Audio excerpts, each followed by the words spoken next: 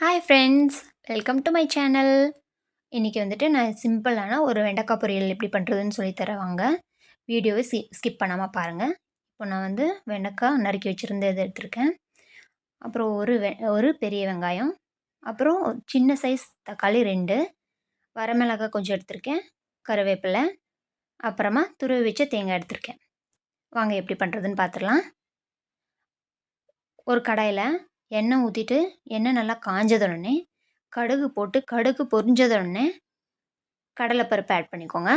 கடலைப்பருப்பு கொஞ்சம் colour change ஆனதுடனே நறுக்கி வச்சுருந்த வெங்காயம், வரமிளகாய், கருவேப்பிலை எல்லாத்தையும் ஆட் பண்ணிவிட்டு நல்லா ஃப்ரை பண்ணிக்கோங்க. வெங்காயம் நல்லா வதங்கணும். வதங்கினதுடனே நம்ம நறுக்கி வச்சுருந்த தக்காளி ஆட் பண்ணிக்கிறோம். தக்காளி கொஞ்சம் நல்லா வேகணுன்றதுக்காக நான் உப்பு போட்டிருக்கேன்.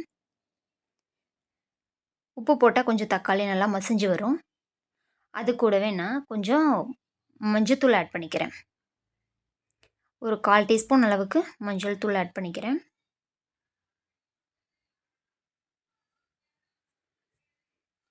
அப்புறமா காரத்துக்கு வீட்டில் செஞ்ச மிளகாய்த்தூள், தனி மிளகாய்த்தூள் ஒரு 1/4 டீஸ்பூன் ஆட் பண்ணிக்கிறேன். அது கூடவே வீட்டில் ப்ரிப்பேர் பண்ண சாம்பார் தூள் வந்துட்டு ஒரு 1/2 டீஸ்பூன் அளவுக்கு நான் ஆட் பண்ணிட்டேன். இது நல்லா கொஞ்சம் ஃப்ரை ஆகணும். இந்த டைமில் நான் நறுக்கி வச்சுருந்த வெண்டைக்காயை வந்து சேர்த்துக்கிறேன்.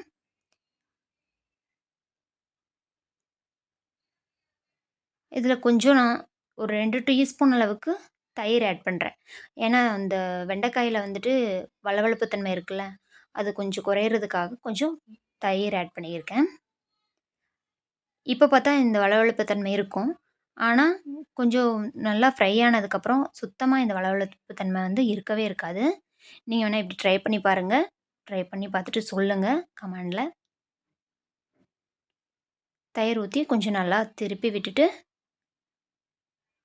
நான் மூடி போட்டு கொஞ்சம் சிம்மில் வச்சு நல்லா ஃப்ரை பண்ணிக்கிறேன். இதில் வேறு எதுவுமே போட வேண்டியது தேவையில்லை. பாருங்கள், இப்போவே கொஞ்சம் வளவளப்பு தன்மையே இல்லை. அப்புறமா வெண்டைக்காய் வெந்ததுன்னே துருவி வச்சுருந்த தேங்காய் எடுத்து சேர்த்துக்கிறேன். பாருங்கள், இப்போது சுத்தமாகவே வளவளப்பு தன்மை இல்லைங்க. ரொம்ப நல்லாயிருக்கும். இந்த மெத்தட்லேயே செஞ்சு பாருங்கள். ஈஸியாக இருக்கும் உங்களுக்கு. ஸோ இந்த டிஷ்ஷு பிடிச்சிருந்தா லைக் பண்ணுங்கள், ஷேர் பண்ணுங்கள், கமெண்ட் பண்ணுங்கள்.